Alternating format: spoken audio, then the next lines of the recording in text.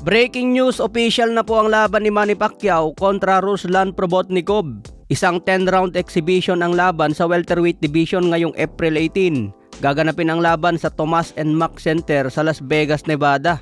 Ang promoter sa laban na ito ay Industry Media at Banners Promotions. Kakalabas lang ang balita na ito mga boss matapos mabigo ang naunang plano ni Manny Pacquiao na lumaban kay Floyd Mayweather at Rolando Romero. Si Manny Pacquiao po ay 47 years old na.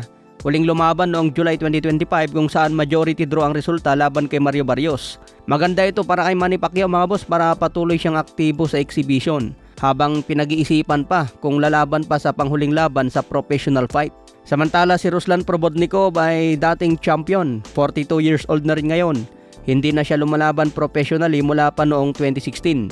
Matagal nang hinihiling ng fans ang laban na ito noong aktibo pa sila sa boxing. Isang Russian fighter itong si Probotnikov, may kartadang 25 wins, 18 KOs, may 5 talo. Natalo na siya laban kay Timothy Bradley. Maganda ang bugbogan nila ni Bradley noon at isa sa exciting fight na dapat panoorin. Natalo na rin siya laban kay Lucas Matthysse. Matatandaan na tinalo lang ni Manny Pacquiao si Matthysse by TKO. Sigurado isang ma-action na exhibition ito mga boss, kaya abangan natin ang muling pagbabalik ni Pacquiao. Palaban itong si Probotnikov, isang pressure fighter ito at hindi na atras sa laban. Kaya maraming excited sa laban na ito mga boss dahil hindi basta-basta ang kalaban ni Manny Pacquiao kahit exhibitions lang. Hindi katulad sa napabalitang exhibition ni Floyd Mayweather, si Mike Tyson pa ang napiling labanan. Kilalang legend si Mike Tyson mga boss pero masyadong matanda na para kay Floyd Mayweather. Malapit na mag 60 years old si Mike Tyson, senior citizen na. Kahit sabihin natin na former heavyweight champion yan, kayang-kayang i-outbox yan ni Mayweather.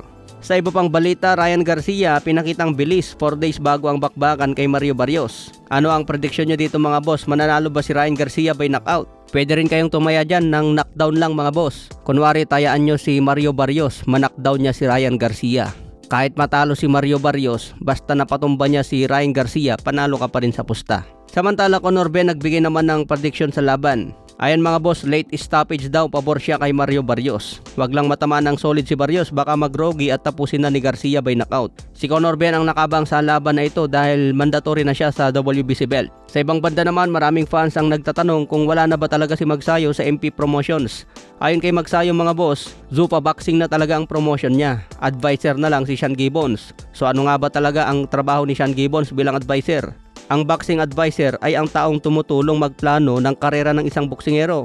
Tinutulungan ang boksingero sa negotiation at bayad at kontrata.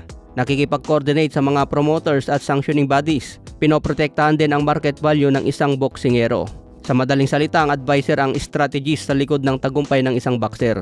Kaya importante ang role ni Sean Gibbons sa karera ni Magsayo, plus Zuffa Boxing pa ang promotions. Okay mga boss, hanggang sa muli nating updates.